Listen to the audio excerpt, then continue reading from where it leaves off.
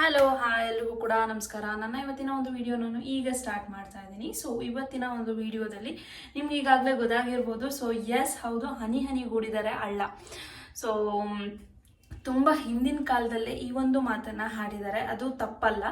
So ಯಾವ್ಯಾವ ರೀತಿಯಾಗಿ ಅದನ್ನ ನಾವು ಅರ್ಥ ಮಾಡ್ಕೋತೀವಿ, ಯಾವ್ಯಾವ ರೀತಿಯಾಗಿ ನಾವು ಉಳಿಸ್ತೀವಿ ಅನ್ನೋದು ತುಂಬಾ ಮುಖ್ಯ. ಒಂದು ಚಿಕ್ಕ ಚಿಕ್ಕ ಹಣಕಾಸನ್ನ ನಾವು ಒಂದ್ ಕಡೆ ಭದ್ರವಾಗಿ ಎತ್ತಿಟ್ಟು ಅದನ್ನ ದೊಡ್ಡದಾದ ಒಂದು ಕಾರ್ಯಕ್ಕೆ ಬಳಸ್ತೀವಲ್ಲ, ಸೊ ಅವಾಗ ಆಗುವಂತಹ ಸಂತೋಷ ಇದೆಯಲ್ಲ, ಅವಾಗ ಈ ಒಂದು ಲೈನ್ಗೆ, ಈ ಒಂದು ಟೈಟಲ್ಗೆ ಬರುವಂತಹ ಅರ್ಥ ಬೇರೆನೇ ಆಗಿರುತ್ತೆ. ಸೊ ಈ ಟೈಟಲ್ ಬಗ್ಗೆ ಮಾತಾಡೋಣ ಬನ್ನಿ. ಅದಕ್ಕಿಂತ ಮುಂಚೆ ನೀವಿನ ಯಾರು ನನ್ನ ಚಾನಲ್ನ ಸಬ್ಸ್ಕ್ರೈಬ್ ಆಗದೆ ನೋಡ್ತಾ ಇದ್ರೆ ಈ ಕೂಡಲೇ ಹೋಗಿ ಸಬ್ಸ್ಕ್ರೈಬ್ ಆಗಿ, ಹಾಗೆ ಪಕ್ಕದಲ್ಲೇ ಕಾಣುವಂತಹ ಬೆಲ್ ಬಟನ್ ಮೇಲೆ ಕ್ಲಿಕ್ ಮಾಡಿ ಸಬ್ಸ್ಕ್ರೈಬ್ ಆಗೋದನ್ನ ಮರಿಬೇಡಿ. ವಿಡಿಯೋ ಸ್ಟಾರ್ಟ್ ಮಾಡೋಣ ಬನ್ನಿ. ಅದಕ್ಕಿಂತ ಮುಂಚೆ ನೋಡಿ, ಇಲ್ಲಿ ನಾನು ಸೇವ್ ಅಂತ ಅಲ್ಲ, ಇದು ಆಕ್ಚುಲಿ ಯಾವಾಗೋ ಚೇಂಜ್ ಸಿಕ್ಕಿದ್ದನ್ನ ನಾನು ಯಾವ ರೀತಿಯಾಗಿ ಇಟ್ಟಿದ್ದೀನಿ ಈ ಚೇಂಜಸ್ಗಳನ್ನ. ಹಾಗೆ ನನಗೆ ಕೆಲವೊಂದೊಂದು ಬಾರಿ ದುಡ್ಡಿನ ವ್ಯಾಲ್ಯೂ ಯಾವಾಗ ಗೊತ್ತಾಗುತ್ತೆ ಅಂದರೆ, ಈ 20 ರೂಪಾಯಿಗೋಸ್ಕರ 100 ರೂಪಾಯಿ ಮುರಿಸ್ತೀವಲ್ಲ, ಸೊ ಆ ಟೈಮಲ್ಲಿ ನನಗೆ ಈ 20 ರೂಪಾಯಿ ಬೆಲೆ ಗೊತ್ತಾಗುತ್ತೆ. ಹಾಗೆ ಒಂದು 50 ರೂಪಾಯಿಗೋಸ್ಕರ 500 ರೂಪಾಯಿ ಮುರಿಸ್ತೀವಲ್ಲ, ಆವಾಗ ಆ 20 ರೂಪಾಯಿ ಬೆಲೆ ಅಥವಾ ಆ 50 ರೂಪಾಯಿ ಬೆಲೆ ಆವಾಗ ನನಗೆ ಗೊತ್ತಾಗುತ್ತೆ. ಸೊ ಅದೇ ರೀತಿಯಾಗಿ ನೋಡಿ, ಇಲ್ಲಿ ಈ 20 ರೂಪಾಯಿಗೋಸ್ಕರ ಮೊನ್ನೆ ಏನು ಮಾಡಿದ್ದೀನಿ ಅಂತ ಅಂದರೆ, ಸಮ್ ಐಟಮ್ಸ್ನ ತಗೊಂಡೆ. ಕೊತ್ತಂಬರಿ ಸೊಪ್ಪನ್ನ ನಾನು ತಗೊಂಡೆ, 10 ರೂಪೀಸ್ ಅಂತ ಅಂದರು. ಸೊ ಫೋನ್ಪೇ ಅವ್ರ ಹತ್ರ ಇರಲಿಲ್ಲ. ಸೊ ನನ್ನ ಹತ್ರ ಕ್ಯಾಶು ಇದು 100 ರೂಪಾಯಿ ಇತ್ತು. ಅದು ಬಿಟ್ಟು ಇನ್ನು ಕ್ಯಾಶು ಕೂಡ ಚೇಂಜ್ ಇರಲಿಲ್ಲ. ಸೊ ಅದಕ್ಕೋಸ್ಕರ ನಾನೇನು ಮಾಡಿದೆ, 100 ರೂಪಾಯಿನ ಕೊಟ್ಟೆ. ಆ 100 ರೂಪಾಯಿ ಏನಾಯಿತು, ಫುಲ್ ಚೇಂಜಸ್ ಆಯಿತು. ಹೆಂಗೆ 20 ರೂಪೀಸು, 50 ರೂಪೀಸು, 10 ರೂಪೀಸು ಈ ರೀತಿಯಾಗಿ ಆಯಿತು.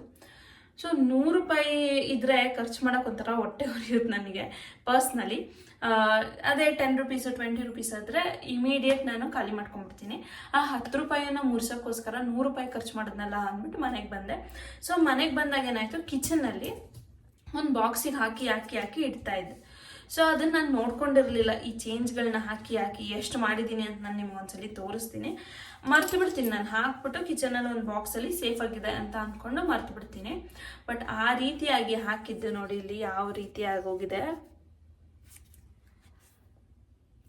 ಸೊ ಈ ರೀತಿ ಆಗಿರುತ್ತೆ, ಹಳೇ ನೋಟ್ಗಳಾಗಿ ಹೋಗ್ಬಿಟ್ಟಿರುತ್ತೆ.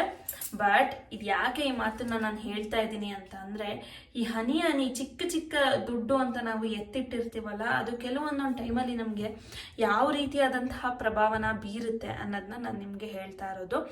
1 ರೂಪಾಯಿ ಆಗಲಿ, 2 ರೂಪಾಯಿ ಆಗಲಿ, 5 ರೂಪಾಯಿ ಆಗಲಿ, 10 ರೂಪಾಯಿ ಆಗಲಿ, 20 ರೂಪಾಯಿ ಆಗಲಿ, ದುಡ್ಡೇ. ಸೊ ಸೇವ್ ಮಾಡೋದನ್ನ ಕಲೀರಿ. ಹಾಗೆ ಅಸಡ್ಡೆ ಮಾಡೋಕೆ ಹೋಗ್ಬೇಡಿ. ಚಿಕ್ಕ ಅಮೌಂಟು ಅಥವಾ ದೊಡ್ಡ ಅಮೌಂಟು ಅಂತ ಅಸಡ್ಡೆ ಮಾಡಿ ಎಲ್ಲೋ ಇಡೋದು, ಹೇಗೋ ಇಡೋದು, ಅದೆಲ್ಲ ಮಾಡೋಕೆ ಹೋಗ್ಬೇಡಿ. ಒಂದು ಬಾಕ್ಸ್ನಲ್ಲಿ ಹಾಕಿಡಿ, ಅದು ನಿಮಗೆ ಹೆಲ್ಪ್ ಆಗುತ್ತೆ. ಅದು ನಿಮಗೆ ಬೇಕಾಗಿರುವಂತಹ ಟೈಮಲ್ಲಿ ಅದು ತುಂಬ ಹೆಲ್ಪ್ ಆಗುತ್ತೆ. ಸೊ ಈ ಒಂದು ಏನು ಟೈಟಲ್ಗೆ ಅರ್ಥ ಬರೋದೆ ಅವಾಗ ಹನಿ ಗೂಡಿದರೆ ಹಳ್ಳ ಅಂತ ಬರುತ್ತಲ್ಲ. ಸೊ 20 ರೂಪಾಯಿ ಕೂಡಿಡಿ, 50 ರೂಪಾಯಿ ಕೂಡಿಡಿ. ಅದು ಒಂದಿನ ನಿಮಗೆ 1 ವರ್ಷ ಆ ಬಾಕ್ಸನ್ನೇ ತೆಗಿಯೋಕೆ ಹೋಗ್ಬೇಡಿ. ಏನು ಚೇಂಜಸ್ ಹಾಕಿರ್ತೀರಲ್ಲ ಅದನ್ನು ತೆಗಿಯೋಕ್ಕೆ ಹೋಗ್ಬೇಡಿ. ಒಂದು 10,000 ಆಗಿರುತ್ತೆ, ಆ ಚೇಂಜ್ಗಳೇ ಒಂದು 10,000 ಆಗಿರುತ್ತೆ.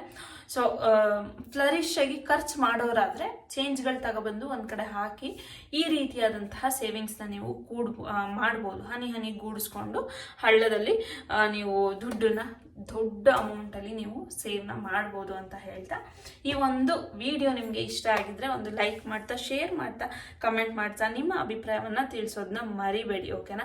ಹಾಗೆ ಸಬ್ಸ್ಕ್ರೈಬ್ ಆಗೋದನ್ನ ಮರಿಬೇಡಿ. ನಿಮ್ಮ ಫ್ಯಾಮಿಲಿ ಹಾಗೆ ನಿಮ್ಮ ಫ್ರೆಂಡ್ಸ್ಗಳ ಜೊತೆ ಕೂಡ ಶೇರ್ ಮಾಡ್ಕೊಳ್ಳಿ.